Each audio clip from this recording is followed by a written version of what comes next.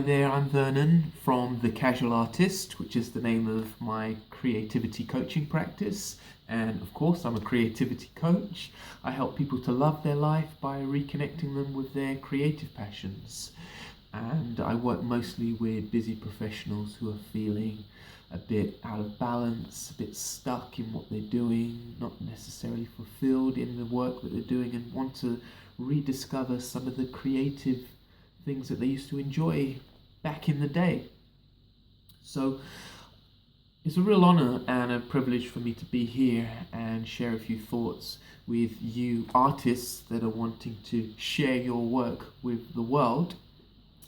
So let's just dive straight in, and the topic is overthinking. And overthinking is something that comes up a lot in coaching conversations that I'm having with clients. And what's quite interesting about the topic of overthinking is that it comes through self-discovery. It comes through a process of people just inquiring into their own situation, and all of a sudden they get this realization that they are overthinking.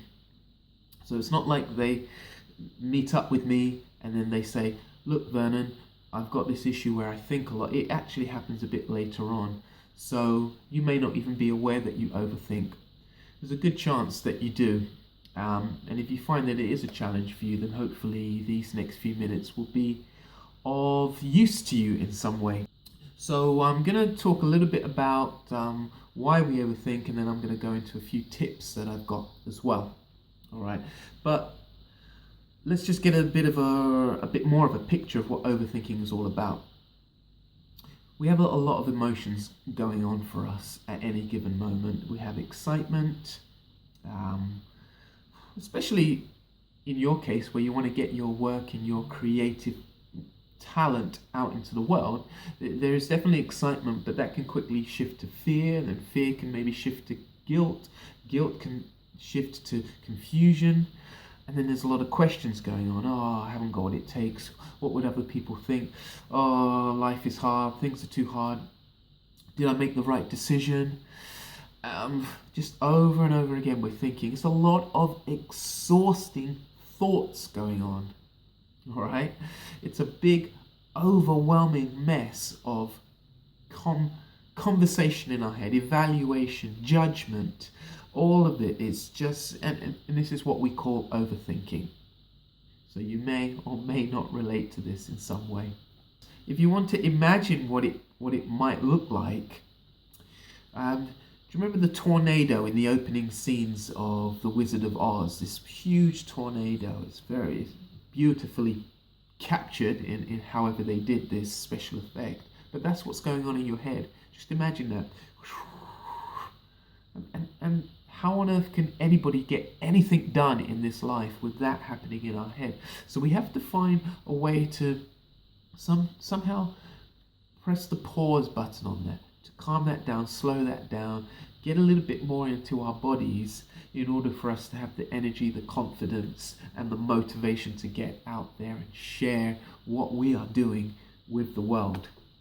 If you feel that you're an overthinker, then I would say, first of all, congratulations. Congratulations for recognizing it, because if you don't recognize it, then you're in a much more difficult position to then do something about it, to change it. So, welcome. So why do we overthink? There's a few things that I've picked up on.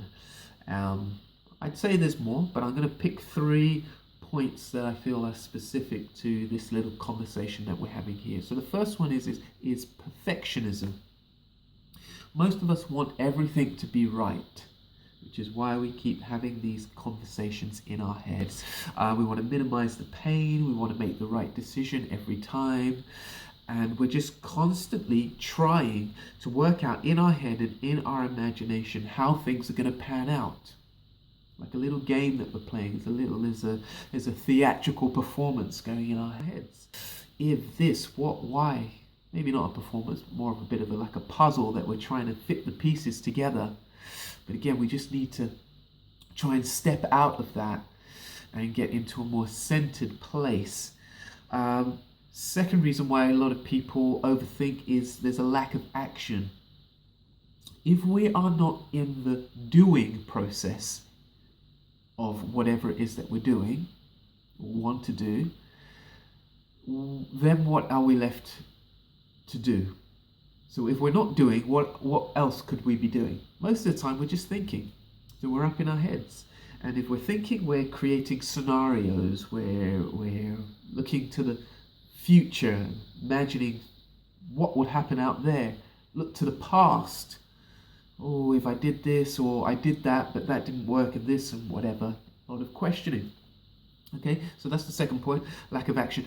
Third reason why a lot of people overthink is because there's a lack of calm. I've referred to this already. There's a lack of calm. So there's no acknowledgement of what is happening in our bodies, okay? And we've all experienced a sense of calm at least once in our lives. I don't know, maybe hanging out on a beach, maybe meditation, yoga, maybe after some sexy time, something like that. I tell you for sure, I know when you have experienced a sense of calm, and that is when you're in a creative zone, when you're in a space, when you're in a flow of work, whether that's writing, painting, singing, dancing, whatever, where you're in that place where there's nothing on your mind. That is a beautiful sense of calm. And that's a place that we need to get back to when we want to actually go out there and make decisions and take action. All right? And you would think that we could create a sense of calm by hanging out with friends, socializing, things like that, or maybe after we've achieved something, there's a certain milestone in what we're doing. But no, often we're not in a calm place there. Our mind is still racing. We're thinking about the next goal that we want to achieve. We're thinking about the next subject that we want to bring into a conversation with friends. We're up there, we're in this crazy little agitated state. We need to just slow it down a little bit. Okay? So we've recognized what's wrong. Now it's our opportunity to tap into our brilliance. And what I'll say for you is every little story that you start formulating in your head, which is not working to your benefit, is nonsense. Just forget those stories, all right? What I'm going to ask of you for the next few minutes, just to trust what I'm saying. And if trust is a little bit too much, just pretend. Just pretend that what I'm saying is true, and just play with that idea and see whether you can try it on, see whether there's any benefit for you. All right? So we want to gain clarity, we want to gain motivation, we want direction, and we want to try and steal our mind a little bit. So I've picked out 5 tips, 5 powerful tips that will help you to press the pause button on your overthinking. Tip number 1 is recognize it. So I've said that already. If you recognize it, then great, you've got a head start. But what I mean by recognizing it is just take a little step back and think about what is actually going on in your mind. What are those thought processes actually happening? Are they conversations that are full of doubt, or are they actually conversations in your mind which you would just like answers to? You'd like answers to. And a little kind of sub-tip there is you might actually want to take one of those questions and answer it. A lot of the questions that we ask start with 2 words. What if? What if they don't like it? What if that doesn't work out? What if I'm not good enough? Take one of those questions and try and answer it. That will give you the power back. You've got to take the power back. A lot of the questions that we're asking, it comes from a place of lack. So we've got to take that back, take control as well. Okay, so that first tip is just truly recognize what type of overthinking thoughts are happening, and maybe write them down on a piece of paper. Tip number 2, tell yourself in advance that every time you start overthinking that you're going to take a small action. Okay? So tell yourself in advance that any time in the future that you start to overthink, or it feels like you're kind of overthinking and you're a bit too much up in your head, that you're going to take a small action. So it's kind of like you're tricking your mind a little bit. So if you overthink a lot, then potentially you could become extremely productive. All right. So that's a nice little playful one to try. Try. Okay. Tip number 3. Build a positive environment around you. This is a tip that I love to talk about. I could talk about this for hours, because changing the environment, changing the people around me, groups of people around me who I was associating with, was huge. It was fundamental in the transformation in my thinking for me personally. So overthinking is usually because we're coming from a place of confusion or doubt or fear. Okay? So you have certain beliefs about your capabilities, but you need cheerleaders around you. You need people who are going to encourage and support. And do you know what? It's not even necessarily cheerleaders that you need around you. You just need people that aren't going to pull you into fear and into doubt and into confusion. You want to be clear-minded. So when you've got a focus and there's something that you believe in, you want to maintain that. And you need the right people around you. Those people that have got your back when times get a little bit hard. Because this is life and times do get a little bit hard, do they not? Yes. Yes, Mr. James. Cool. All right. Like I said, I could talk about that for a long time. Is there anything that I want to add to that? Building a positive environment around you. Think about who you are spending a lot of time with and how you could maybe just change or alter that relationship, because ultimately this is about the magic, the creative power, the creative force that you have within you. Okay, tip number 4 is develop a mini mindful practice. Okay, so I see a lot around me that although people might seem quite happy and content with their lives, that there's quite a high state of kind of being agitated and anxious and very unaware of what's happening in their bodies. There's a lot of people totally up here. All right, it's just what I observe around me. And I think that we need to be a little bit more aware, and we want to feel into our body, feel into our environment a lot more. So we need to develop enough calm in our lives so that the questioning part of our mind is actually able to create enough space to become an answering mind. That's quite interesting. So it's all a lot of questions, but there's not a lot of answering going on. And we need to create space.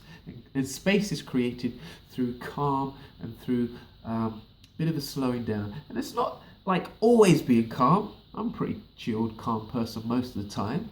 That's me.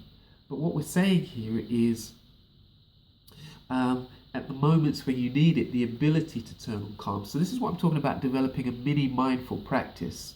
All right, and I think the best way to do this is recognize what's happening in your breathing.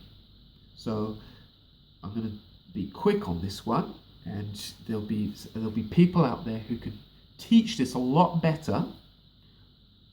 But most of us are breathing straight into our chest. Shoulders go up here. These are short breaths. This is not a meaningful or useful breath for you. We need to learn belly breath. So have you ever done any singing or played any musical instruments where there's, you need to get that breathing correctly? You'll learn about belly breath.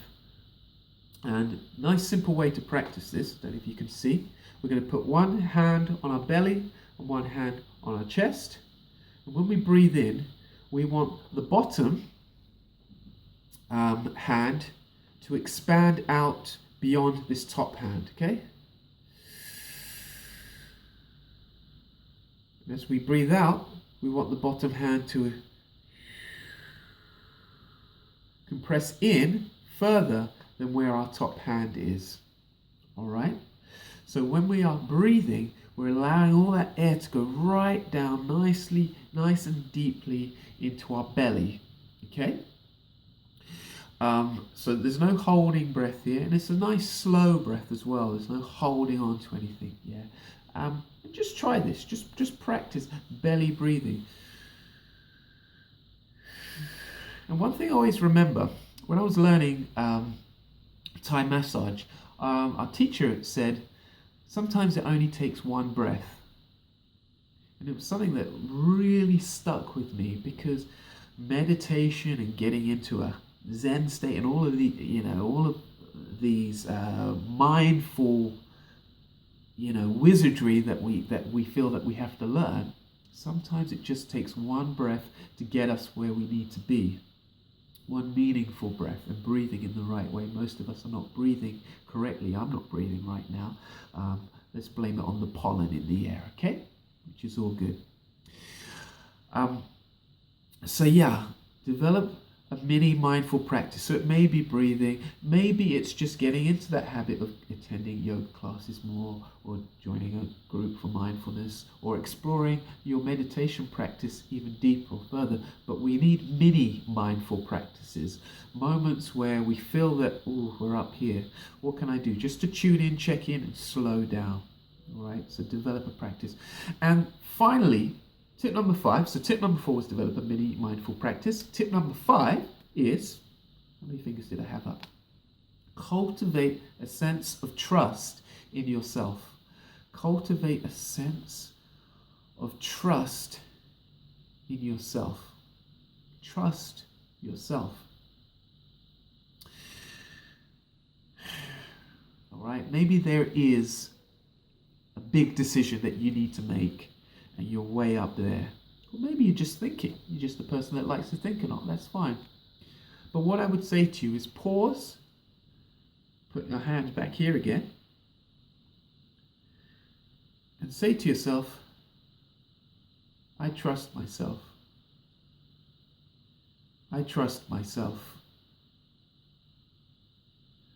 I trust myself. Say it as many times as you want. And you should trust yourself, because you are born powerful beyond measure. You have this incredible spirit and will within you. It's just there. And you need to check in and recognize that. And when you're up here, you're not recognizing it. Please take moments to recognize that, okay? So don't let overthinking get in the way of you getting your art, your creativity out into the world.